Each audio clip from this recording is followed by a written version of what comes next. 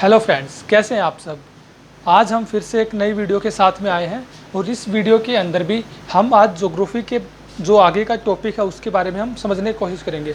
पिछली कुछ वीडियो के अंदर हम धीरे धीरे आंतरिक संरचना से लेके और फिर बाहरी संरचना पे आए और वायुमंडल के बारे में हम पढ़ते जा रहे थे। तो उसी से रिलेटेड आज हम थोड़ा सा आगे बढ़े हैं और आज हम वायुमंडल के अंदर ही एक टॉपिक और है मानसून को लेके, उसके बारे में थोड़ा सा पढ़ेंगे। उसके साथ में मानसून क्यों आता है, कैसे आता है, वो चीज़ें पढ़ेंगे। जो भारतीय मानसून है उसके बारे में हम भारत की जो बातें करेंगे उसमें हम उसको डिस्कस करेंगे। तो आज की जो वीडियो के अंदर जो हम डिस्कस करेंगे वो मानसून एक्चुअली क्या है। देखो, मानसून क्या है, एक आवर्ती पवने हैं। आवर्ती पवने बोले तो प्रोग्रेसिव पवने हैं, आवर्ती पवने हैं, ठीक है। आवर्ती पवनें वो होती हैं जो मौसम में जिसके मतलब परिवर्तन होता है, जिनकी दिशा में परिवर्तन होता है और जो मौसम के लिए, मानसून के लिए कारण बनती है, वो आवर्ती पवनें होती हैं। देखो, मानसून कई तरीके का होता है और अलग अलग जगहों पे आता है। जैसे यूएसए के अंदर एक मानसून आता है। मानसून कुछ ऐसी जगहों पे आता है स्पेशल, पूरी पृथ्वी पर मानसून की पवनें, ये आवर्ती पवनें नहीं आती हैं, कुछ ही जगहों पे आती है। जैसे यूएसए के अंदर आती हैं, पूर्वी अफ्रीका के अंदर आती है, मेडागास्कर के अंदर आती है, भारतीय उपमहाद्वीप के अंदर ही दक्षिणी एशिया के अंदर पवनें आती हैं, ठीक है। पश्चिमी जो अफ्रीका है उसके अंदर भी कुछ पवनें आती हैं। जैसे गिनी का जो एरिया है, गिनी देश है जो, वहाँ पे पवनें आती हैं, ठीक है। जैसे उसके अलावा उत्तरी ऑस्ट्रेलिया के अंदर ये पवनें आती हैं, ठीक है। तो ये कुछ पवनें हैं जो वहाँ पे आती हैं और जो मानसून का कारण बनती हैं, ठीक है। इसका क्या प्रभाव होता है, क्या चीज़ें होती हैं, वो हम इसके बारे में पढ़ेंगे, ठीक है। एक तो चीज़ें देखो, पवने किसको बोलते हैं। पवने उनको बोलते हैं जो इस तरीके से क्षैतिज रूप में बहती हैं, पवने उनको बोलते हैं। हमने पिछली वीडियो के अंदर पढ़ा था कि जो गैसें होती हैं, जो जलवाष्प होता है, धूलकण होते हैं, वो वायुमंडल के एक संघटक होते हैं, ठीक है। और उसके अंदर हमने पढ़ा था जो पवने, जब वायु जब गति करती है तो उसको हम पवन बोलते हैं। तो पवने क्या होती है, इस गति में ऐसे ऐसे करके करती है। लेकिन जो वायु होती है वो ऊर्ध्वाधर रूप से ऐसे ऐसे करके ऊपर से नीचे या नीचे से ऊपर वो इस तरीके से गति करते हैं। तो इनको पवने और इनको वायु कहते हैं, ठीक है। ये इसके बारे में थोड़ा सा था। दूसरा एक पॉइंट और है एनर्जी को लेके। देखो, एनर्जी क्या होती है। एनर्जी वो होती है जिसको हम ना तो क्रिएट कर सकते हैं और ना ही डिस्ट्रॉय कर सकते हैं, ये ख़त्म कर सकते हैं। क्योंकि एनर्जी वो है जिसको हम ट्रांसफ़र कर सकते हैं एक फॉर्म से दूसरी फॉर्म के अंदर। जैसे एग्जांपल लेते हैं, जैसे हमने कोई स्विच ऑन किया है लाइट जलाने के लिए, तो जो इलेक्ट्रिक एनर्जी थी उसको हमने कन्वर्ट कर दिया किसके अंदर, लाइट एनर्जी के अंदर, ताकि हमारा बल्ब या लैंप जल गया। तो ये एनर्जी है, एक एनर्जी को हम दूसरे के अंदर कन्वर्ट करते हैं। ये हालांकि साइंस का टॉपिक है, तो उसके अंदर हम अगर पढ़ेंगे तो उसमें हम इसको कवर करेंगे, ठीक है। एनर्जी के बारे में इतना ही था कि पवने क्या है, एक जगह से दूसरी जगह जाती हैं और ये पवने होती हैं जो क्षैतिज रूप में चलती हैं और वायु ऊर्ध्वाधर रूप में चलती है जो ऊपर से नीचे की तरफ चलती हैं, ठीक है। दूसरा एक पॉइंट था कि उसके उत्पत्ति के आधार पे एक पॉइंट था कि मानसून की उत्पत्ति कैसे होती है। उसके एक चीज़ें होती है। देखो, हम इसको ऐसे समझ सकते हैं कि मान लो जैसे ग्रीष्म ऋतु होती है, गर्मियों में क्या होता है कि ये मान लेते हैं कि पानी वाला एरिया, समुद्री एरिया मान लेते हैं कोई, और ये स्थलीय एरिया है और ये जलीय एरिया है। और हम बात कर रहे हैं ग्रीष्म ऋतु की, यानी गर्मियों में।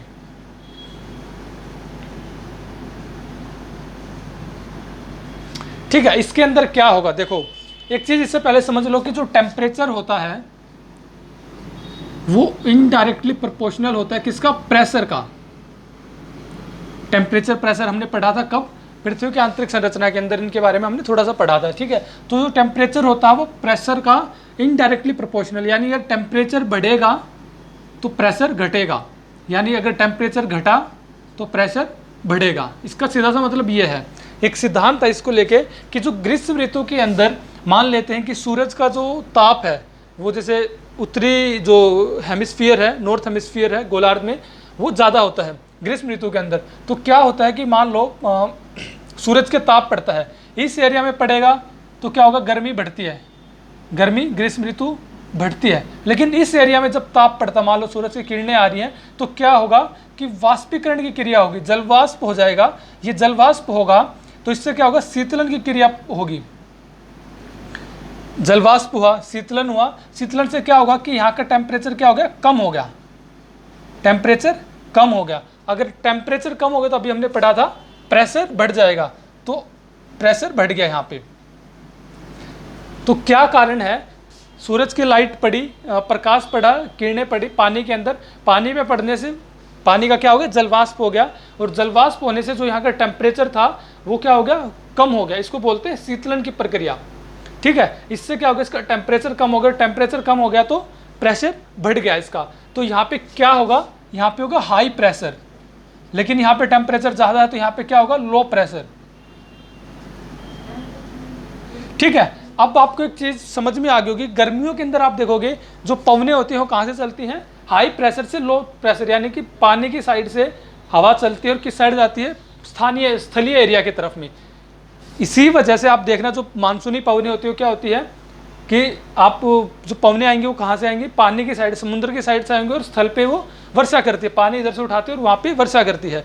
यही कारण है क्योंकि जो पवनें होती हैं वो हमेशा हाई प्रेशर से लो प्रेशर में चलते हैं। ये क्वेश्चन बहुत बार एग्जाम में आया है कि पवनें किस रूप में गति करती हैं, और आएगा क्वेश्चन में ऑप्शन क्या होंगे, ऐसे 4 ऑप्शन होंगे, उसमें से एक ऑप्शन होगा कि जो पवनें हैं वो उच्च वायुदाब से लो वायुदाब की तरफ में चलती हैं।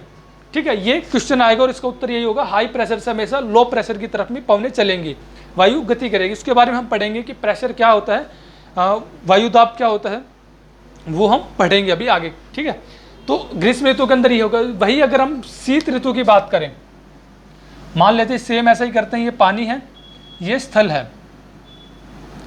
अब यहाँ पे क्या टेम्परेचर कम है तो यहाँ पे क्या होगा, हाई प्रेशर बनेगा। लेकिन यहाँ पे क्या प्रेशर, सूरज की किरणें आई, सूरज की किरणें आने से जो यहाँ पे वाष्पीकरण हुआ, लेकिन इतनी तेज किरणें नहीं थी, इस वजह से यहाँ पे उसके मुकाबले में टेम्परेचर अधिक। आप एक चीज़ देखना, हम भारत के संदर्भ में बात करें, भारत के अंदर जो उत्तरी एरिया है, उत्तर भारत है, वहाँ पे सर्दियों में क्या होता है कि मौसम ठंडा होता है और गर्मियों में क्या होता है, मौसम गर्म होता है। जब शीत ऋतु की बात कर रहे हैं तो वहाँ पे स्थल जो हमारा एरिया, क्योंकि हमारे उत्तर भारत के आसपास में समुद्र नहीं है तो वहाँ पे वाष्पीकरण नहीं होता है। दूसरा कि यहाँ पे क्या होगा कि टेम्परेचर कम होता है तो यहाँ पे हाई प्रेशर होता है। लेकिन आप जब समुद्री एरिया में जाते हैं, मुंबई या नीचे के एरिया में, दक्षिण भारत में जाते हैं, तो जो समुद्र का आसपास के एरिया है वहाँ पे आप देखोगे टेम्परेचर लगभग पूरे साल एक जैसा ही रहता है, और इसके मुकाबले पानी वाले एरिया में टेम्परेचर अधिक मिलेगा आपको। ठीक है, तो इस वजह से यहाँ पे टेम्परेचर अधिक है तो यहाँ पे जो क्या होगा, प्रेशर क्या होगा, लो प्रेशर होगा।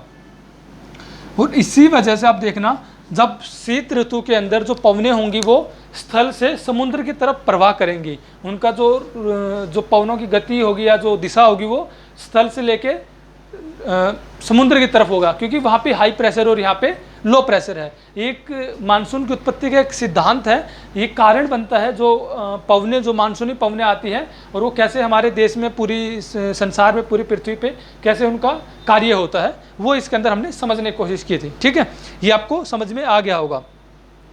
ठीक है, इसके अलावा दूसरा एक पॉइंट और हम पढ़ते हैं, इतना आपको समझ में आ गया है मेरे ख्याल से, क्योंकि बाकी जो चीज़ें हम भारतीय संदर्भ में जब बात करेंगे भारत के बारे में तो उसके अंदर हम भारत के मानसून की बात कर लेंगे और उसमें चीज़ों को और अच्छे से समझ लेंगे। भारत के अंदर मानसून कहाँ आता है, कैसे आता है, सबसे पहले किस एरिया को टच करता है, कौन सी तारीख को आता है, वो चीज़ें हम उसके अंदर समझ लेंगे। ठीक है, तो आज की वीडियो में अभी के लिए इतना ही समझते हैं। इसके अलावा जो हमने बात की थी वायुमंडलीय दाब की, हम उसके बारे में भी एक चीज़ समझ लेते हैं इसके अंदर। ठीक है, वो क्या होती है उसको समझ लेते हैं। देखो, वायुमंडलीय दाब, वायुमंडलीय दाब का मतलब सबसे समझ में आ रहा होगा, वायु के द्वारा पड़ने वाला दाब। ठीक है, इसके अंदर क्या होता है कि मैंने जो पहले ही बता दिया आपको, वायु क्या होती है कि हाई प्रेशर से लो प्रेशर, उच्च दाब से निम्न दाब की तरफ में हमेशा प्रवाह करेगी। ठीक है, दूसरा वायुमंडलीय दाब क्या होता है, वायुमंडलीय दाब का मतलब क्या होता है कि जो वायु के अंदर एक कोई इकाई है, मान लीजिए स्थल के ऊपर है, समुद्र के ऊपर एक कोई जगह है, वहाँ पे इकाई क्षेत्रफल के अंदर एक वायु स्तंभ बन जाना, लगभग इस एरिया के अंदर जो वायु के द्वारा प्रेशर डाला जाता है वो होता है वायुमंडलीय दाब, वायु दाब होता है जो। ठीक है, ये प्रेशर, एक चीज़ समझ लो, जो ये प्रेशर है ये धरातल के पास में, धरातल के पास में ये सबसे अधिक होता है, और ऊंचाई के साथ इसके अंदर, ऊंचाई जैसे जैसे बढ़ती जाएगी इसके अंदर ये कम होता जाएगा। ठीक है, ये कितना कम हो जाएगा, ये हर 10 मीटर के ऊपर लगभग इसमें 1 मिली बार की कमी होती जाएगी। जैसे हमने वायुमंडल के अंदर ही जब उसके हमने संगठक और संरचना पढ़ी थी, उसके अंदर क्या पढ़ा था कि जैसे जैसे ऊंचाई बढ़ती जाती है किलोमीटर में, तो उसका जो टेम्परेचर है वो कम होता जाता है। ठीक है, कितना, 165 मीटर पे 1 डिग्री टेम्परेचर कम हो जाएगा। ऐसे ही इसमें क्या है, 10 मीटर पे 1 मिली बार कम हो जाता है। वो हम इसे रिलेट करेंगे उस टॉपिक को और इस टॉपिक को भी। ठीक है, तो ये पॉइंट था, एक पेपर में पूछ लिया जाता है कि सबसे ज़्यादा वायुदाब कहाँ होता है, वो होता है धरातल पे, और सबसे कम कहाँ होता है, ऊंचाई पे। जैसे जैसे ऊंचाई बढ़ती जाएगी ये हमारा कम होता जाएगा। ठीक है, एक पॉइंट तो ये आपको समझ में आ गया, वायुमंडलीय दाब समझ में आ गया। क्या होता है, प्रेशर डाल, दाब का मतलब कि वही प्रेशर, वायु के द्वारा पड़ने वाला प्रेशर। ठीक है, एक पॉइंट ये हो गया। ठीक है, दूसरा पॉइंट क्या है कि वायुमंडलीय जो दाब होता है उसको मापते कैसे हैं, उसको मापते हैं मिली बार में, जैसे हमने अभी पढ़ा था मिली बार में, या फिर एक दूसरा हम लेते हैं उसको पास्कल के अंदर, उसको हम मापते हैं। ठीक है, दूसरे एक व्यापक रूप से हम जिसको मानते हैं वो है किलो पास्कल। किलो पास्कल में भी हम इसको मापते हैं, जिसको हम लगभग एचपीए से दिखाते हैं, रिप्रेजेंट करते हैं हम एचपीए से, उसको दिखाते हैं। ठीक है, एक औसत जो वायुमंडलीय दाब होता है वो कितना होता है, वो होता है 1013.25 मिली बार या पास्कल। औसत है ये कम भी होगा और ज़्यादा भी होगा, वो मौसम पे डिपेंड करता है, समय पे डिपेंड करता है कि किस समय में हम उसको माप रहे हैं। ठीक है, एक औसत जो होगा पूरे साल का वो क्या होगा, 1013.25 मिली बार औसत होता है इसका, ये क्या वायुमंडलीय दाब इसका जो औसत होता है। पहले बता दिया धरातल पे सबसे अधिक और ऊंचाई पे जैसे जैसे होगा उसका कम होता ये जाएगा। ठीक है, ये आपको समझ में आ गया। इसको जो मापने के लिए किसका प्रयोग किया जाता है, उसको किया जाता है बैरोमीटर का। ठीक है, इसके लिए हम यूज करते हैं बैरोमीटर।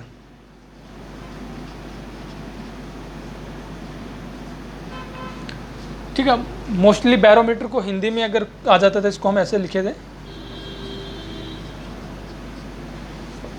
ठीक है, आपको ये समझ में आ गया वायुमंडलीय दाब क्या है, कैसे उसको मापते हैं, किसके अंदर मापते हैं, किलो पास्कल, पास्कल या मिली बार के अंदर कुछ भी हो सकता है, एचपीए से वो रिप्रेजेंट किया जाता है। तो इसको हम कैसे लिखते हैं, 1013.5 एचपीए, इसको हम ऐसे भी लिख सकते हैं।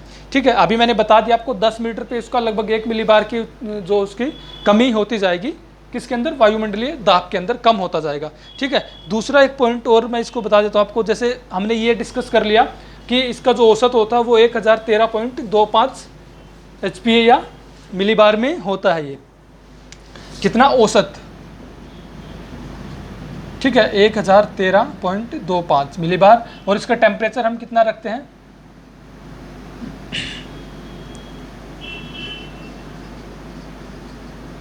टेम्परेचर लगभग हम रखते हैं 15 डिग्री, 15.2 डिग्री ही लगभग इसको हम ले सकते हैं। ठीक है, 15.2 डिग्री टेम्परेचर औसत, और 1013.25 इसका ये होता है। अब देखो 1 किलोमीटर पे ये कितना हो जाएगा, ये हो जाएगा 8.7, और ये होगा 896, कितना हो जाएगा, 898.76, 898.86 मिली बार, और वो 8.7 टेम्परेचर हो जाएगा डिग्री सेल्सियस में। ये कब होगा, जब 1 किलोमीटर की ऊंचाई इसकी बढ़ जाएगी। तो ऐसे ऐसे धीरे धीरे इसकी ऊंचाई बढ़ती जाएगी, ये कम होता जाएगा, टेम्परेचर भी हमारा कम होता जाएगा, जो हमने पिछली क्लास के अंदर पढ़ा था। इतना आपको समझ में आ गया होगा, जो छोटा सा बेसिक चीज़ें थी जो पता होना चाहिए, पेपर में कई बार इसमें डायरेक्ट क्वेश्चन बनता ही बनता है। ठीक है, ये पॉइंट आपको समझ में आ गया होगा। इसके अलावा एक पॉइंट और है कि जो वायुमंडलीय दाब है वो कहाँ पे सबसे अधिक होता है और कहाँ पे सबसे कम होता है। एक पॉइंट ये हमें पता होना चाहिए। ठीक है, देखो हमने ग्लोब पढ़ा था, ग्लोब के अंदर हमने रखा था कि अक्षांश रेखाएं कहाँ कहाँ पे कितनी कितनी होती हैं। ठीक है, दोबारा से एक बार उस पर आते हैं। मान लेते हैं ये हमारा ग्लोब है। ठीक है, अब इसके अंदर जो इक्वेटर था, विषुवत रेखा था, यहाँ पे जो हमारा जो वायुदाब होगा वो कितना होगा, ये कम होगा। यहाँ पे सबसे कम कहाँ होगा, इक्वेटर पे, 0 डिग्री सेल्सियस पे, 0 डिग्री पे। ठीक है, लेकिन जो 30 डिग्री उत्तर और 30 डिग्री नीचे, 30 डिग्री साउथ अक्षांश पे और 30 डिग्री नॉर्थ अक्षांश पे। ठीक है, ये यहाँ पे कितना होगा, यहाँ पे अधिक होगा, इस एरिया में ये वायुदाब जो होगा अधिक होगा। लेकिन जब ऊपर और जाते हैं हम 60 डिग्री पे नॉर्थ और 60 डिग्री साउथ में, यहाँ पे इसका जो वायुदाब होगा वो क्या होगा, फिर कम हो जाएगा। लेकिन जब हम 90 डिग्री पे जाते हैं और यहाँ पे क्या होगा, इसका फिर ये बढ़ जाएगा। यहाँ पे क्या होगा, अधिक होगा, यहाँ पे कम होगा, यहाँ पे अधिक होगा और यहाँ पे कम होगा। ठीक, आपको ये चीज़ समझ में आ गई होगी। इक्वेटर पे कम, 30 डिग्री नॉर्थ और साउथ पे ज़्यादा, 60 डिग्री नॉर्थ और साउथ पे कम, और 90 डिग्री नॉर्थ और साउथ पोल पे फिर ये अधिक हो जाएगा। ठीक है, इतना आपको समझ में आ गया होगा मेरे ख्याल से। दूसरा एक होता है कोरियोलिस बल। ठीक है, कोरियोलिस बल क्या होता है, ये पृथ्वी का घूर्णन होता है। जो पृथ्वी जब हमारी, मान लो ये हमारी पृथ्वी है, ये पश्चिम से पूर्व जब घूमती है तो इस पर जो बल लगता है उसको क्या कहते हैं, कोरियोलिस बल कहा जाता है। क्या कहा जाता है, कोरियोलिस बल। ठीक है, और कोरियोलिस बल सबसे अधिक कहाँ होगा, ये सबसे अधिक ध्रुवों पे होगा और सबसे कम कहाँ होगा, विषुवत रेखा पे सबसे कम होगा। और पेपर में बहुत बारे क्वेश्चन पूछा गया है, कोरियोलिस बल सबसे अधिक कहाँ पे होता है, और ऑप्शन आपको यही मिलेगा, विषुवत रेखा, ध्रुवों पे, या कुछ और 2-3 ऑप्शन और मिल जाएंगे। लेकिन सबसे ज़्यादा कहाँ होगा, ध्रुवों पे होगा, और सबसे कम ये कहता हूँ होता ही नहीं है, लगभग 0 डिग्री पे ये सबसे कम होता है। क्या, कोरियोलिस बल। और ये एक बड़ा कारण हमारा वायुमंडल में जो हमारी जो पवनें होती हैं उनका एक बड़ा कारण कोरियोलिस बल भी होता है। ठीक है, देखो कोरियोलिस बल की वजह से जो पवनें हैं वो उत्तरी गोलार्ध में तो अपनी मूल दिशा से दाहिनी तरफ, इसी बल की वजह से जो उत्तरी गोलार्ध, तो ये वाला हिस्सा है, इसके अंदर तो जो पवनें हैं वो अपनी दिशा से दाईं तरफ गति करती हैं पवनें, और जो दक्षिणी गोलार्ध है उसके अंदर इसी बल की वजह से ये बाईं तरफ गति करती हैं। ये पेपर में पूछ सकता है आपसे कि कोरियोलिस बल की वजह से जो पवनों की जो मूल दिशा वो किस तरफ बदल जाती है, उत्तरी गोलार्ध में तो दाईं तरफ, उत्तरी गोलार्ध में दाईं तरफ, और दक्षिणी गोलार्ध में बाईं तरफ इनकी दिशा हो जाती है। जो चक्रवात हम अब पढ़ेंगे, चक्रवात, साइक्लोन या तूफान, उसके बारे में भी इसमें जो उसका भी एक कारण बनता है, ये कोरियोलिस बल बनता है। ठीक है, इतना आपको समझ में आ गया कोरियोलिस बल क्या होता है। ठीक है, उसके अलावा दूसरा हम एक चीज़ पढ़ लेते हैं, उसको जो होगा इस चक्रवात, चक्रवात क्या होते हैं, कैसे बनते हैं, उसके बारे में थोड़ा सा समझ लेते हैं। देखो चक्रवात होता क्या है, चक्रवात होता है पवनों की जो वायुमंडल के अंदर आने वाला जो गति है उसको हम चक्रवात कहते हैं, जो इधर से उधर, उधर से इधर आती रहती है, इसको तूफान भी हम आमतौर पर बोलते हैं, साइक्लोन बोलते हैं। और ये चक्रवात क्या है, ये जहाँ पे ज़्यादातर चक्रवात आते हैं निम्न वायुदाब के कारण। अभी हमने पढ़ा, एक वायुदाब उच्च होता है, एक निम्न वायुदाब होता है। निम्न वायुदाब की वजह से ज़्यादातर चक्रवात बनते हैं, चक्रवात बनेंगे। लेकिन एक और होता है प्रति चक्रवात। ये कब होते हैं, उच्च वायुदाब, जब केंद्र में वायुदाब उच्च होता है। कहाँ होता है ये, केंद्र के अंदर, दोनों में। केंद्र यानी जहाँ पे चक्रवात बना हो उसके केंद्र में, जिस वजह से वो चक्कर लगाते हैं, गोल गोल घूमते हैं। तो अभी मैंने पढ़ाया था कि चक्रवात जो है उत्तरी गोलार्ध में अपनी दिशा से दाईं तरफ घूमेंगी और दक्षिणी गोलार्ध में वो बाईं तरफ में चक्कर लगाएंगी। कहाँ पे, उत्तरी गोलार्ध में और दक्षिणी गोलार्ध में। क्या, चक्रवात। ठीक है, इसको हम ये ले सकते हैं कि अगर हम ऐसे खड़े हैं तो जो चक्रवात है उत्तरी गोलार्ध में ऐसे, यानी एंटी क्लॉकवाइज, एंटी क्लॉकवाइज उत्तरी गोलार्ध में चक्कर लगाएंगे और दक्षिणी गोलार्ध के अंदर ये क्लॉकवाइज दिशा में चक्कर लगाएंगे। कौन से चक्रवात में, हवाएं, पवनें होंगी वो इस गति से, क्लॉकवाइज उत्तरी गोलार्ध में, एंटी क्लॉकवाइज, और इसमें क्लॉकवाइज दक्षिणी गोलार्ध में।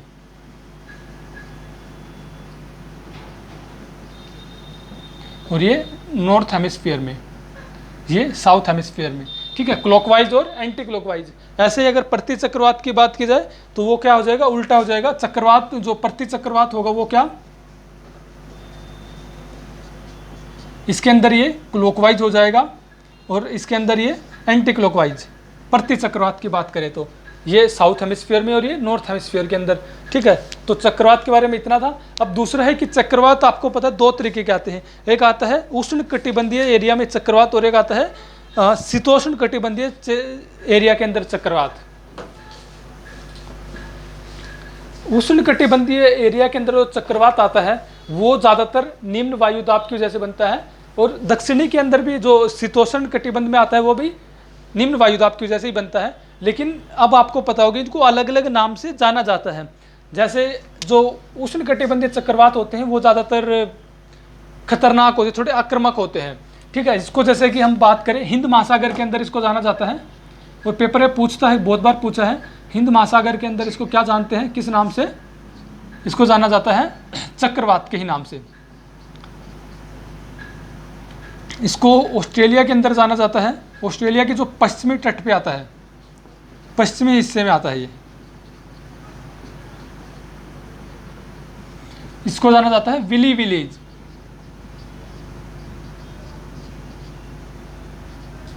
ठीक है, दूसरा तीसरा पश्चिमी प्रशांत महासागर, और उसके साथ में दक्षिणी चीन सागर भी इसको बोला जाता है, इसको जाना जाता है टाइफून के नाम से। ठीक है, उसके अलावा एक और है जिसको बोला जाता है हरिकेन, और वो कहाँ पे आता है, वो ज़्यादातर आता है जो हमारा ये अटलांटिक महासागर है वहाँ पे आता है, अटलांटिक महासागर में।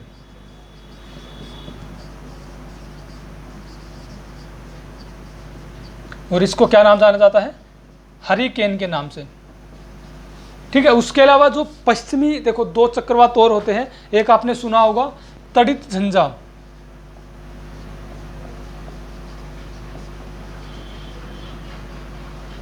तड़ित झंझा, और दूसरा टोर्नेडो, टोर्नाडो।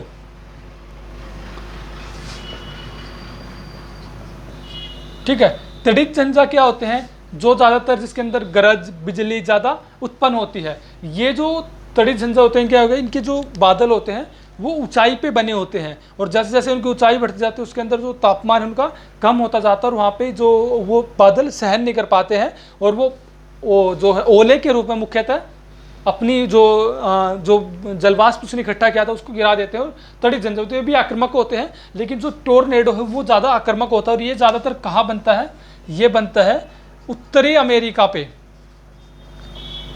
उत्तरी अमेरिका के तटीय एरिया में, ज़्यादातर दक्षिण पूर्वी में, दक्षिण पूर्वी हिस्से पे उत्तरी अमेरिका के। कौन सा, टोर्नेडो। ठीक है, ये आपको समझ में आ गया कौन सा कहाँ पे बनता है। ठीक है, उसके अलावा इन चक्रवात के उत्पन्न होने का कारण क्या होता है वो एक बार समझ लो कि इनकी उत्पत्ति की अनुकूल स्थितियाँ क्या होती हैं। इनकी उत्पत्ति की सबसे बड़ी स्थिति क्या होती है कि इसको एक खुला समुद्र चाहिए, खुले एरिया के अंदर, जो एक बाह्य बृहद समुद्री हिस्सा कह सकते हैं, समुद्र में समुद्री बाह्य एरिया क्षेत्र, और इसमें खुला एरिया हो। दूसरा, इसका टेम्परेचर जो 27 डिग्री सेल्सियस से अधिक हो। ठीक है, एक तो हो समुद्र बाह्य क्षेत्र, दूसरा 27 डिग्री सेल्सियस इसका टेम्परेचर अधिक हो। तीसरा जो इसका कारण है वो होता है कोरियोलिस बल का होना। ठीक है, और चौथा इसका कारण होता है ऊर्ध्वाधर पवनों की गति में अंतर कम होना। ठीक है, तीसरा कारण क्या है, कोरियोलिस बल, जो हमें पढ़ा था अभी।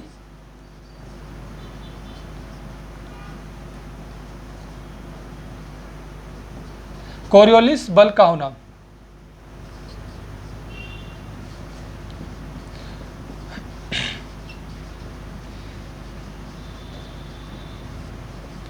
बल, और चौथा जो इसकी गति, जो पवनों की गति है, पवनें कौन सी होती हैं, जो ऊर्ध्वाधर रूप से गति करते हैं उनको वायु बोलते हैं, जो इस तरीके से होती हैं, चलती है, उनकी गति में कमी होना, उनकी जो गति है वो कम हो जाना, गति। ये 3-4 मुख्य कारण हैं जो चक्रवात के लिए अनुकूल स्थितियां पैदा करते हैं। ठीक है, तो ये आपको पता चल गया होगा चक्रवात के बारे में। उससे पहले हमने वायुमंडलीय दाब पढ़ लिया, वायुमंडलीय दाब क्या होता है। उससे पहले एक मानसून के बारे में हमने पढ़ लिया है कि मानसून क्या होता है, कैसे बनता है। बाकी जो हम जब हम भारत के बारे में बात करेंगे तो उसके अंदर हम इसको अच्छे से कवर करेंगे। उसके अलावा एक टॉपिक, एक पॉइंट और है, टॉपिक तो क्या कहूँगा, जैसे कुछ पवनें होती हैं भारत के संदर्भ में हम अलग से बात करेंगे। जैसे ग्लोब है, ये विषुवत रेखा, विषुवत रेखा के आसपास का जो एरिया है, यहाँ पे जो पवनें चलते हैं उनको क्या बोलते हैं, व्यापारिक पवनें। पूरी पेपर में कई बार पूछ लेता है व्यापारिक पवनें कहाँ चलती हैं, और आपसे ऑप्शन दे देगा ध्रुवों के पास में, भूमध्य सागर के पास में, या 60 डिग्री 50 डिग्री अक्षांश रेखा के पास में ये चलती हैं। तो ये आपसे पूछ लेगा व्यापारिक पवनें ज़्यादातर कहाँ चलती हैं, यहाँ पे चलती हैं। उसके अलावा जो ये एरिया है यहाँ पे कौन सी पवनें चलती हैं, जैसे हमारे देश में कौन सी चलती हैं, लू, स्थानीय पवनें जो होती हैं वो यहाँ पे चलती हैं। ठीक है, लू नीचे वाली में अलग चलती है, अलग अलग जगहों पे अलग अलग नाम इसको दिया गया है। तो भारत में लू कहा जाता है, और जब हम भारत के बारे में पढ़ेंगे तो इसके बारे में थोड़ा सा और डिटेल में समझ लेंगे। ठीक है, उसके ऊपर जो ऊपरी पवनें जहाँ होती है वहाँ पे उसको बोला जाता है ध्रुवीय पवनें, ऐसे ही नीचे और ऐसे ही ऊपर। ठीक है, तो मुख्यतः व्यापारिक पवनों या स्थानीय पवनों के बारे में पूछेगा। व्यापारिक पवनें कहाँ होती है, जो भूमध्य सागर के या भूमध्य रेखा के आसपास में होती हैं उनको व्यापारिक पवनें ही हम कहते हैं। ठीक है, लो उसके ऊपर जो स्थानीय पवनें होती है 30 डिग्री 25-30 डिग्री अक्षांश रेखा के ऊपर के एरिया में ये पवनें चलती हैं। ठीक है, तो ये आपको पता चल गया होगा कि व्यापारिक पवनें कहाँ चलती हैं और स्थानीय पवनें कहाँ चलती हैं। ठीक है, तो आज की वीडियो में इतना ही था, और कुछ भी अगर समझ में ना आया तो आप कमेंट सेक्शन में पूछ सकते हैं, हम उसके अंदर इसको डिस्कस कर लेंगे, या अगली वीडियो के अंदर हम उसको डिस्कस कर लेंगे। ठीक है, अगर वीडियो अच्छी लगी तो लाइक ज़रूर कर देना। ठीक है, बाकी मिलते हैं अगली वीडियो के अंदर। Thank you so much.